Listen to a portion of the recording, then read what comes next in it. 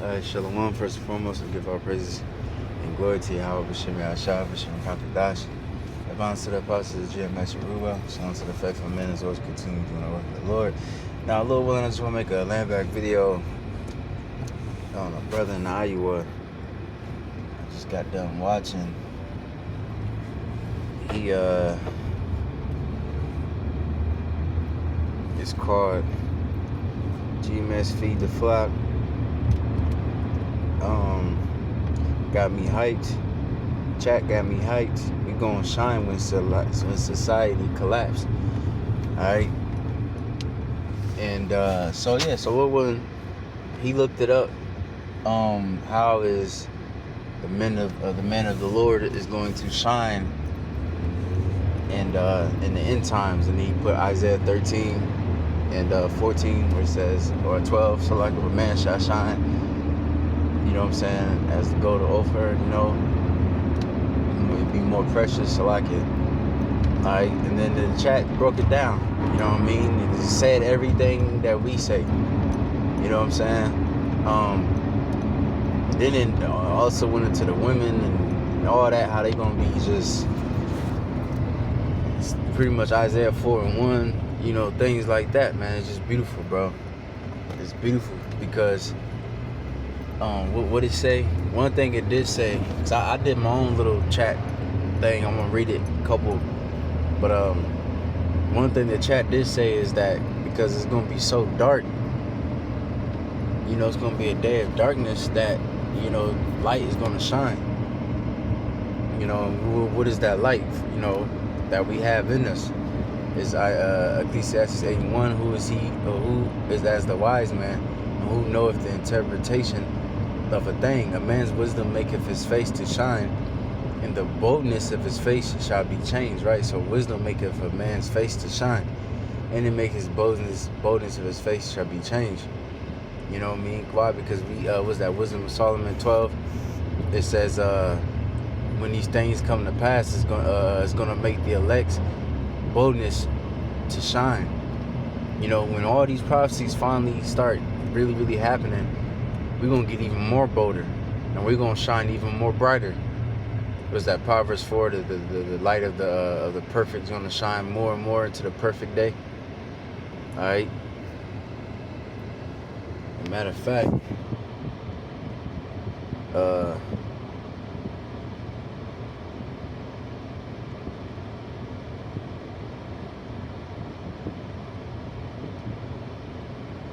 let me see. This is Ecclesiastes 9 and 13. This wisdom have I seen under the sun, and it seemed great unto me. There was a little city and a few men within it, and there came a great king against it, and besieged it, and brought great bullocks against it. Now there was found in it a poor wise man, and he by his wisdom delivered the city. Yet no man remembered that same poor man.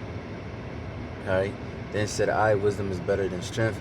Nevertheless, the poor man's wisdom is despised, and his words are not heard. Right? And this time, it's going to be different. You know? Now, of course, there's still going to be scoffers, and when the shit is the fan, you know, niggas is still trying to kill us and all that. Them niggas ain't never going to, every nigga ain't going to, you know, start believing. Alright? But a lot of people are going to start believing, you know? And they going to start going to that poor righteous man, that poor wise man. But right now he's despised because everything is cool. You can go to the store, you can, you know, you got your little safety. You can believe what you want to believe. You can do whatever the fuck you want to do. You know, even though Jake is going through their shit, they struggling, shit coming more expensive, but yeah, they still are cool right now. But when that shit gets real, what they gonna do? They gonna seek out that poor, righteous, wise man. Alright, and this time his wisdom ain't gonna be despised. They're going to desperately need and want it.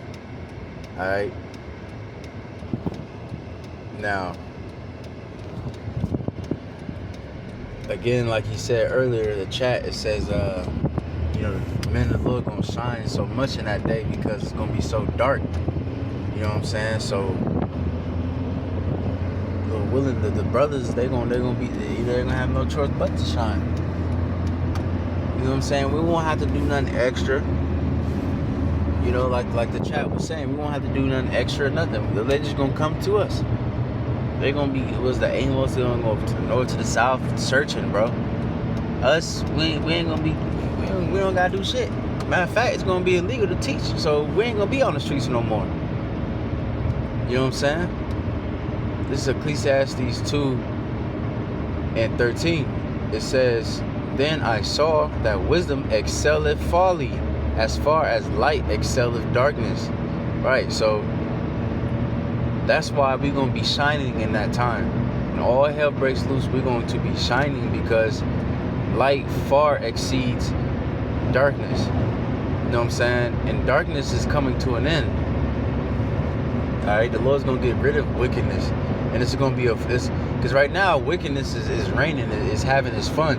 You know, a lot of people just do whatever the hell they want, commit adultery, whatever, and not really get punished for it. I mean, it's still judgment's going out. But when the shit really hits the fan, it's going to be judgment every single day. It's going to be hundreds of thousands, millions of people dying every day. It's not going to be no, or you hear in the news somebody got shot and killed. Like, nah, bro, you're going to see all these, the Lord going to answer all these motherfuckers, man. You know what I'm saying? To the point where it's going to get to the point where it's like, God damn. You know what I mean? Like, it's got to be God fucking with you. You know what I mean? Now, let me go to the chat. I looked up a few, and of course, that's why I kept it on there, because it's fucking, I knew it was going to do that. Sometimes, that's why you got to sign into it, because if it don't, then it's going to fucking, sometimes it's going to, fucking take away all the shit.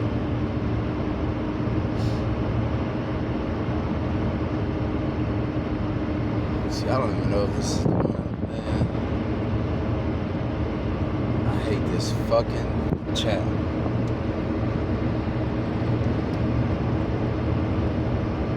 Salakia.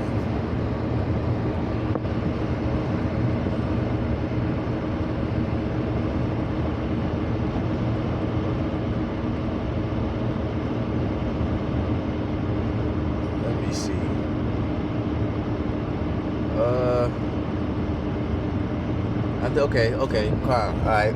So I typed in, how will a man of God shine in the end times? Isaiah 3. Alright.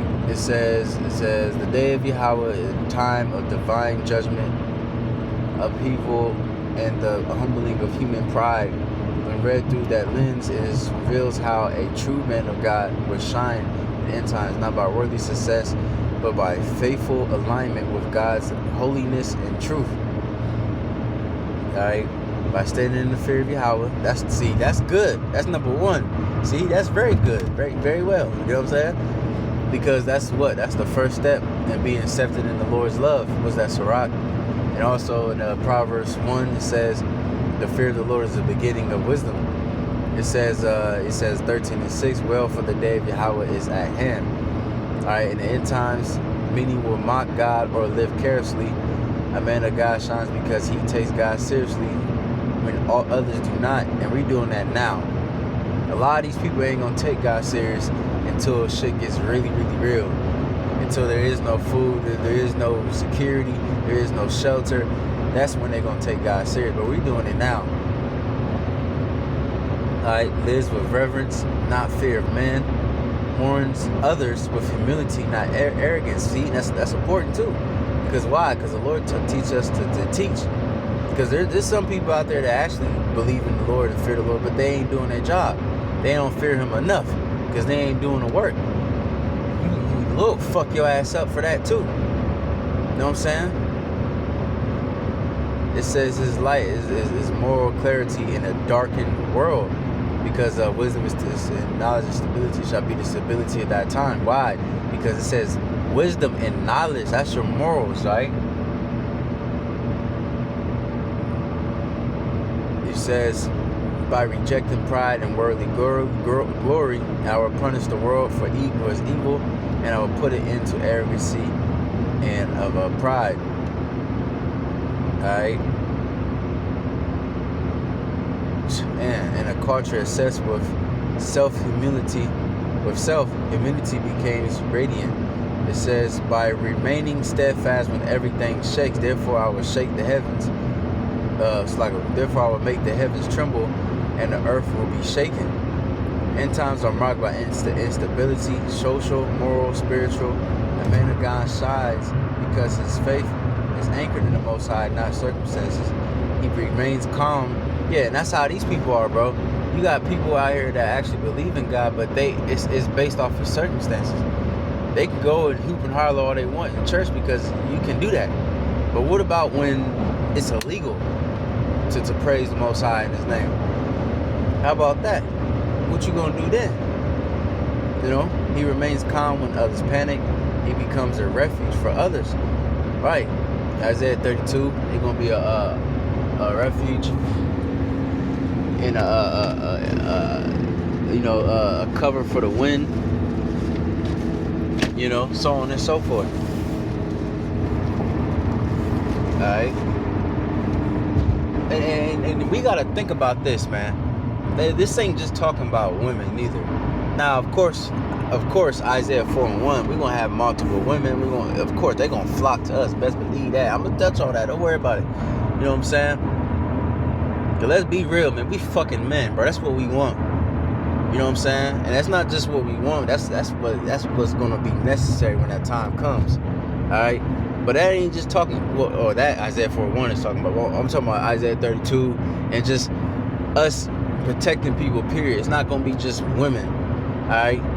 Think of times of Moses. You know, Lil Will and some of us are gonna be in the wilderness. It's gonna be a flock of us, bro. Because like I always say, you look at all the histories of the scriptures, Moses, King David, Abraham, the Maccabees, the apostles in the book of Acts. Every time they got persecuted, what did they do? Well, first of all, what? They got persecuted. Which of the prophets have not been persecuted? Okay? But when they did get persecuted, what did they do? Where did they go? A lot of them went to where? The wilderness. You know what I'm saying? So, hey, most likely, that will be the smartest option. You know, if you can, get the fuck out and go to the wilderness. You know? But wherever the fuck we're going to be at, Lord willing, that we're going to be together, and Lord willing, we're going to be protecting each other, man. You know, we ain't gonna be dependent on the government no more. We're gonna be dependent on the Lord. The Lord gonna feed us. You know, we're gonna help each other. Every brother and sister gonna have a job. Hey, you know, somebody gonna clean clothes. Somebody gonna do this. You know what I'm saying? And we're gonna have spiritual powers. We're gonna need to protect each other. Men, women, and children that are believers, not just your 7 women. All right. So think about it, bro. Think about the flock that's gonna be with us, man. And then we're gonna be teaching certain of the flock. Cause we ain't gonna be on the streets no more, but we still gonna be teaching we're gonna be preaching to the choir. You think the teaching ain't gonna stop? The teaching ain't never gonna stop until we on those chariots. Alright? Then we gonna have to teach another Israelite man or woman again. Alright, it says, unshaken faith is a powerful testimony, right? It's a powerful testimony. And people's gonna look at us like, man, damn, bro, this man is unshaken. It's chaos. It's complete fucking chaos outside, and this man is surviving. I just seen him do a spiritual power, and then on top of that, he did say all this shit was gonna happen. Damn, God must be with this man. All right. And this is, hey man, I remember, man, in my Christian, because before I was in this truth, I was in plantation Christianity. Like, I was serious, but not, because, you know, a lot of us was plantation Christianity, but I was serious about it. You know what I'm saying? I was actually teaching people and in my school, walking up to people on the street. Like, I was dead serious about it, bro. Not just a nigga going to church. I was a nigga going to church, but, you know, I was actually applying and actually trying. Alright. Now, I remember in school, in recess, we used to always did some type of activity. Like the fellas, we always either play football. Eventually, we went to boxing. You know what I'm saying? All that shit, right? So we was doing football one day, and then the dude, he chose one of my dudes. He said, "I'm gonna choose you, man, because hey, man, God's on your side." You know, that's on a fucking low level. That's just off of fucking a game that's and that's a game that's not even official. You know what I'm saying? So imagine when the shit really gets real, people gonna be like, "I'm gonna choose you because hey, God's with you." You know what I'm saying? And I need all the favor I want to win. I'm gonna need all the favor I can get. Alright? What's that scripture? Habakkuk 3 says, "In wrath, remember mercy," because it's gonna be so much wrath. That's all it's gonna look. Even to us, it's gonna be like, damn. Hopefully I don't get destroyed. You know what I'm saying? So people is going to panic. People are going to panic. And I'm trying to think of another word, but that's a good word right there though. They're just gonna panic. They don't know what the fuck to do. And they're gonna see you like, oh shit, this man cool, calm and collected. You know what I'm saying? Some gonna have to see miracles, some don't have to. That's not even necessary. I already know the Lord dealing with you. You know? It says, by proclaiming truth even when it's unpopular. By being refined, not consumed, everyone who is found will be thrust through. Judgment consumes the rebellious, but refines the righteous. A man of God shines because trials purify him rather than destroy him. His character becomes more Mashiach-like under pressures. He almost got me. He endures to the end. Refined faith shines brighter than comfort. Woo. By pointing to God's ultimate kingdom. Alright.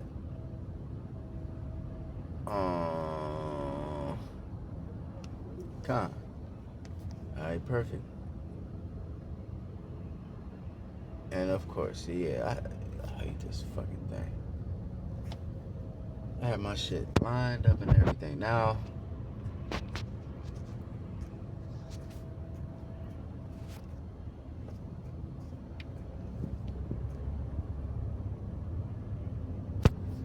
matter of fact, let me see something real quick.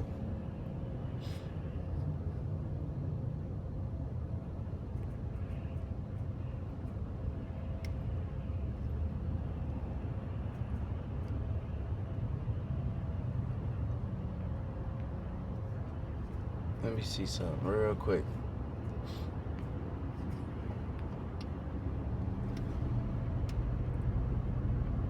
Damn, bitch.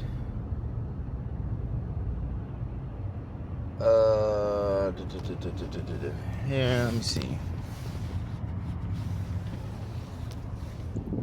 I'm just curious real quick.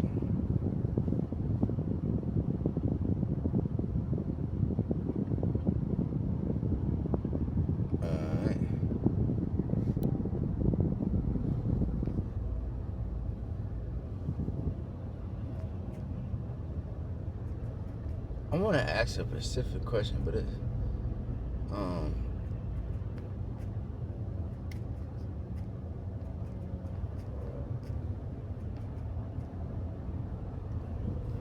let me see. Physical safety is not guaranteed. That's a spirit, because we know that. We know we might die. You know what I'm saying? Matter of fact, I think I got how I wanted to phrase it.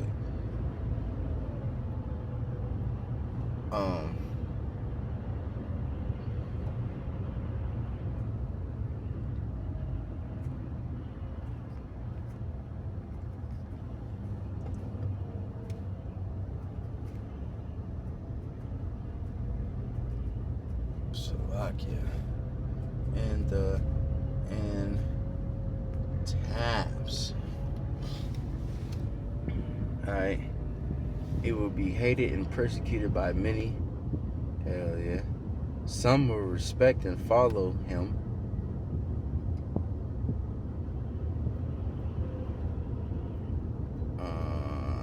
Just implication says those seeking truth, justice, or God's kingdom will recognize him as light in the darkness. His teaching, example, and courage will inspire others to turn to the Most High. Even in persecution, God will raise up followers who are in line with his message. Some will be confused or deceived.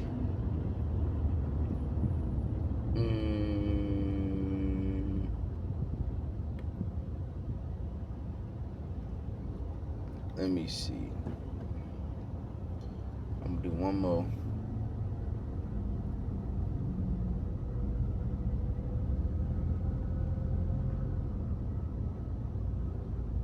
Oh, okay. Con.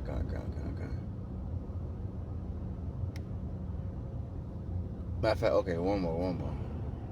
Let me see. I just,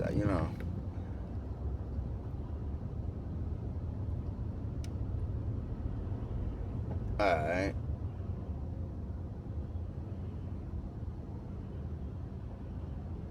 Alright, whatever. Alright, that's enough. I got what I need to get out of there.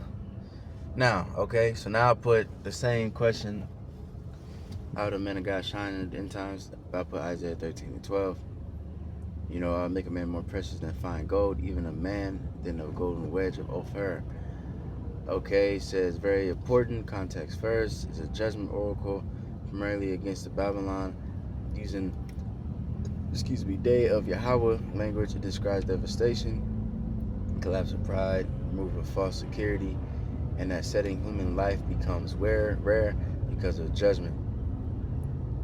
So the verse is not praising powerful men. It is saying that true, faithful humility becomes scarce and therefore precious. How a man of God will shine in end times from this verse says by being rare, not popular. Okay, it says integrity be uncommon. Yeah, because people, what the scripture says, the love of many shall wax cold. Right now, these niggas and these fucking peons, punk ass niggas, they don't have no honor, they have no dignity, they have nothing. These niggas are pieces of shit, man. You know what I'm saying? So how much more when there's no food? Because your real stuff comes out when you have no food, you get irritated. So people get desperate. Why do you think a lot of niggas are shooting each other and poor and shit? Because they grew up, they are in poor environments. That's just with any fucking people. You grew up in a poor ass fucking environment, you going to get violent. You know what I'm saying? Unless you got some type of guidance. So the whole world's gonna fucking become a third world country. So these people are gonna get violent. Alright? And their morals gonna go out the window. They're gonna start eating people. They're gonna start murdering people. They're gonna start raping people. Which Isaiah 13 goes into that again as well. You know what I'm saying? People gonna start doing a lot of shit that that you wouldn't expect them to do. Even people that are so-called sweethearted, that never would hurt a fly, and then that some people, even with war, like some people, they'll never hurt nobody, bro. And they go through war, and then it fucking changes them. Now they a fucking killing machine, man. Now they just shooting people dead, no mercy. You know what I'm saying? That shit gonna change you, bro. And that's what. But to the men of the Lord, we gonna keep our integrity. We gonna keep our composure. Where everybody else fucking loses it. And at the end of the day, it's just gonna show you all these people out in the world, they don't know shit and they a bunch of bitches, man. And the men of the Lord, we the true men. We knew this whole time that we've been right through the Spirit of Yahweh Shemi Ashai. Alright, we the only ones that's gonna stand the test. It said truth will be costly. Because why? Because you ain't gonna be able to find it like that. Faith, and it's gonna be illegal. So yeah, good luck. If you don't already have it, faithfulness will not be fashionable. A man of God shines simply by remaining faithful when many fall away. Daniel 12:3. Not loud brilliance, but quiet, costly obedience. Right? Yeah. We don't gotta be these little punk ass Israelite camps that's just showing off and look at my fit. Yeah, look at showing off the the diamond fucking fringes, and we don't gotta do all that extra shit, man. Because when the shit gets real, people ain't gonna flock to your camp because of that. Because first of all, the average person can't even afford that shit.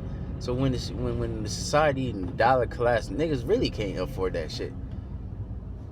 So the only thing they're gonna be looking for is the word. They ain't gonna give a fuck about no fucking punk ass diamonds.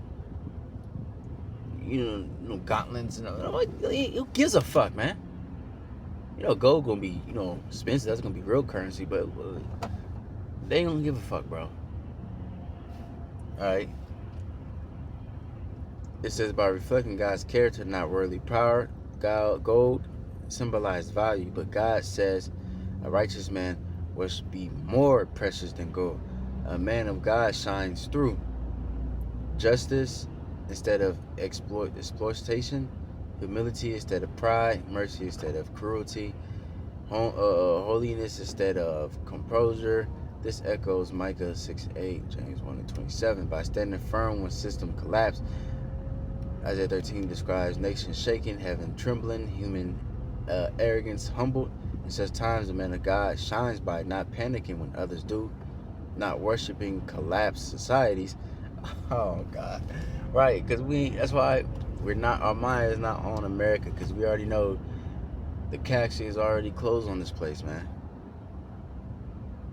But you got niggas still trying to open that bitch back up and trying to, you know what I mean? Your family member dies and they close the casket. You don't believe it. That's how these niggas, they want to, oh my baby, they want to keep this place going. But no, it's wraps. The Lord about to close this casket. Well, really, America's already in this casket. Now the Lord is just saying the final words of fucking good riddance and fuck you, and until he closes the casket. Now we can bury this motherfucker for good. Alright? It says, trust in God rather than wealth, armies, or status. Stability in chaos is a form of light. Beautiful. By valuing life when life is cheap, when violence and death increase, God says a man becomes precious. A man of God shines by defending the vulnerable, which we're going to do. How we going to do that? By ways of spiritual powers. Valuing human dignity, choosing righteousness, even when it costs them safety. Because Lord willing, we're going to be doing this even to the death, because some of us might die. This aligns with Yahushua teaching that love in dark times is a witness. It says what? They shall know you who's my disciples, because you by the love you show one towards another. And I never really thought about that thing, and that's a whole nother video in itself. We already show each other love, and people can see that. If we go out in public, people look at us and they can tell something different about us. They drawn by us, and sometimes they come up and say something, or sometimes they just stare, or whatever. But how much more when all hell breaks loose? You're gonna have friends fighting one another. You're gonna have friends eating each other, bro. Sliming each other out, as they say, stabbing each other in the back. So when this happened to us, there's gonna be times where we ain't gonna have food too, because we're gonna get tested and tried just as well as everybody. It's gonna happen to the whole world, man. So what are we gonna do? We ain't gonna eat each other. We're gonna be faithful, because we understand, like, well, okay, I'm starving right now, but the Lord gonna feed us. So let's everybody calm down and just wait. But these people in the world, they don't have that faith. They don't have that patience. So they gonna be like, shit, what I'm gonna eat? I don't see nothing else but you, nigga. You know what I'm saying? Because first it's gonna be, wild animals out here, and then it's gonna be the family pet. Bob, some Edomite gonna name a fucking a golden retriever Bob or something, Steve or something. Oh, he's old. He's 9, 12, 13 years old. He's old. We doing him a favor. He's getting skinny. You might as well eat him while you still got some meat on him. You know what I'm saying? And then after that, what's gonna be next? If there's nothing else, then they're gonna be robbing from other people. They're gonna probably eat other people. You know. And then sometimes it's gonna be like, well, fuck it, man. Shit, I ain't seen another person in a few days, or it's too hard. I don't got no more bullets. I can't. You know what I mean? I ain't about to keep risking my life and because you know what I mean. Shit, I'd rather just do you while you sleep. You know what I mean? That's easy, quick and easy. All right. It says, but us, we ain't gonna do that, bro. We're gonna be faithful to each other, man. All right. Brother might have one last fucking thing. He might have one little granola bar left, and then he gonna be like, damn, brother, you know, I'm hungry as fuck, but hey, we can split this, man. Or if it's one piece left, hey, you can have it, brother. And I'll be alright, bro. The Lord gonna provide. You know what I mean? You know? Fuck you looking at. It says, being refined through fire in time. Imagine, often includes refining. Malachi 2:3. Gold shines after refinement. Ooh. A man of gold shines because trials remove hypocrisy. Suffering purifies motives. Faith becomes visible under pressure. Right, that's beautiful. Your faith becomes visible under pressure. All right,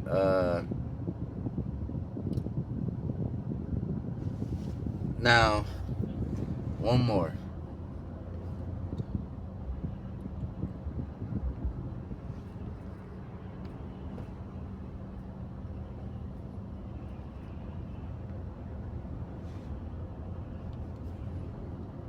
Four and one. All right. It says, understand the context. Describe judgment for Judah, pride, moral decay, societies in chaos. Men are few or disqualified, leaving women desperate for protection and social status. Ooh. And yeah, man, it's not gonna be like the movies, man. Yeah, see, I told you I'm gonna get on you women, hey, because it's not like the movies where with that Hunger Games and shit, bitch with a bow and arrow. The majority of men don't even know how to use bow and arrows. Stop it. Alright? You know what I'm saying? Even if you did. Well, that would be the best option for women. Because even in war times, like, there's been women snipers that killed hundreds of people. But that's like your best bet, bro. Like, shoot a nigga from afar. That's your best bet. But that's probably about a few. You know what I'm saying? Other than that, you getting fucked up, man. You know what I'm saying? Because guess what? In Venezuela, when they was going through their little crisis and shit, guess what the women did, especially of high status, like nurses and teachers and shit like that. Guess what they did when their economy collapsed? They became streetwalkers, man. You seen Miss Berry in the classroom. Now you see her on the corner. You know what I'm saying? Selling ass. All right, that's exactly what's gonna happen. You know. To take hold of one man reflects the scarcity of godly men in a corrupt society. In other words, a man of God is so rare that multiple women clutch at him. Symbolically, his righteousness and moral integrity are prized because most men have fallen into sin or neglect of the Most High, right? See, even chat knows, man. But you still got some Israelite camps that think Isaiah 4:1 is talking about the kingdom. What the fuck? No, nigga. You know what I'm saying? Alright. These women gonna cut, they gonna, man. And I seen a glimpse of it, man.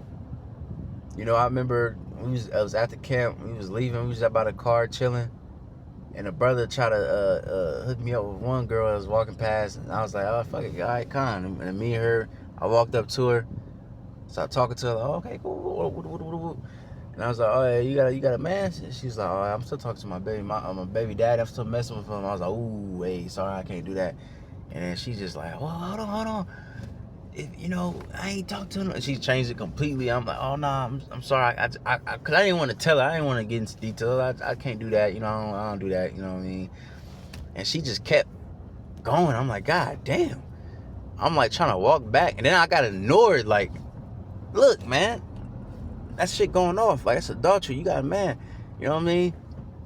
And I'm like trying to walk back to the car. She following me and shit. I'm like, God damn. And why I'm thinking in my head, like, okay, she probably just doing that because she just want, somebody to take care of her kids or some shit. But I ain't never seen a woman like that before. You know what I'm saying? I ain't gonna say like that, but she was desperate, bro. I'm like, God damn. And she was on my shit, bro. She was following me to the car. Brother is my witness, if they can remember. And I'm at the car with the brothers, and she's still going, like, she's still trying to, like, I'm trying to tell this lady, like, Miss Lady, like, goddamn, like, no, I can't do that. You know what I'm saying? That's all I gotta say to you, like, goodness. So, and I'm thinking of Isaiah 4:1. So imagine when this shit hit the fan, bro. These women gonna go crazy. They gonna fucking beg us, bro. They gonna literally cleave onto us, man. They gonna grabbing onto our leg. We gonna have to literally push a bitch off, man. Get the fuck off me, man. You know what I'm saying? And we gonna have to pick through of the litter, man. We gonna pick and choose who we want, and we gonna be hiding in the spirit, bro. The Lord gonna be with us even more. So our spiritual awareness is gonna be on point, man. So we gonna be like, of course we're gonna have beautiful women, but it's not gonna be just because of that. We gonna be judging through the spirit. Fuck her. She bad, but fuck that bitch. Be gone. You know what I'm saying? We're gonna be rejecting a lot of women. And some women are icon, I want this one right here. You know what I'm saying? It says, 2 says how a man shines here by moral purity, godly character. It says he stands out in the society where most men are corrupt, oppressive, or irresponsible. Hold on. Appreciate it. Goddamn traffic is crazy right now. It says his righteousness make him noticeable and precious even amidst society chaos. All right, by being a source of protection and blessing, women want to be called by his name, meaning they desire connection to God's covenant through him. All right, and how do you be called by a man's name? Is what you do. You got to be married. When you get married, what you do, you take on the man's last name. All right, what the scripture says, she shall be saved in childbearing. You know what I'm saying? A lot of these women, they're gonna be saved off the reason just because, hey, we need to replenish in the kingdom, so I need a wife, so you're gonna be mine. That's what you're good for anyway. You're good for having babies and sex and being a servant. So do what you're supposed to be doing. If not, then that's cool. You can go ahead and survive by your damn self. Let's see how long that lasts. It says this indicates that a man of God is a vessel of God's honor, guidance, and provision in a broken world. By reflecting God's covenant, the verse ties righteousness to a removal of reproach. Right? Oh, I ain't gonna get into that. So, a man of God shines because he embodies God's standards and therefore restores honor in a dishonored culture. Right? Because that's what it is, bro. We can't go to the Most High unless we go through Yahweh Shai. That's that. And you women cannot go to the Most High unless you go through your husband, if he's a man of the Lord. You know what I'm saying? And that's that. Alright? By surviving judgment and remaining faithful, this is immediately after introduces the branch of Yahweh, a Messianic figure whose glory appears and beautifies those who remain faithful. So a man of God shines in connection with God's glory, not just personal virtue. Right. So, ooh, that's beautiful. I love that right there. So a man of God shines in connection with God's glory, not just personal virtue. I love the way that's written right there. Because we're glorious. We're honorable, but it's not through us. Because our own life is ass. We're sinners. How are we glorious and shine? It's through the Lord. You know what I'm saying? Then the Lord cleans us up personally. Alright, it says, in the end times or a spiritual dark period, a man of God shines not by worldly power, wealth, or prosperity, but because he is rarely righteous in a corrupt world. His life reflects God's covenant and honor. All others recognize him as a beacon of moral and spiritual integrity. He becomes a channel of God's glory and restoration. Alright. Isaiah 41 shows that in a morally broken time, a godly man stands out like a jewel, not by admonition, but by obedience, faithfulness, and by godly character. Alright. So yeah, man. I'm gonna see what this is talking about, and then if not, then I'm just gonna that's pretty much it. So yeah, man, Lord willing, hopefully that was edifying, you know. In that day, man, let's be prepared, because a lot of people are gonna ask questions. A lot of people gonna ask, you know, the answer. You know, I'm thinking in the book of Acts, like certain times where there's miracles that happen, and it said that people feared the Lord, and 3,000 was added to the faith. So it might be some times like that. It might be a huge, you know, population of brothers and a few sisters that's going to enter one day on a sudden, you know what I mean? Sincere brothers. So we're going to have to get ready to, you know, give answer and make sure we on point, you know. And of course, those 7 women, you know, when those 7 women come, it ain't going to be a time for you just on your ass getting massaged by 7 women all day. You know, we still gonna be in the spirit. You know, we still gonna be locked in. You know, make sure we on point with the scriptures and all these different things.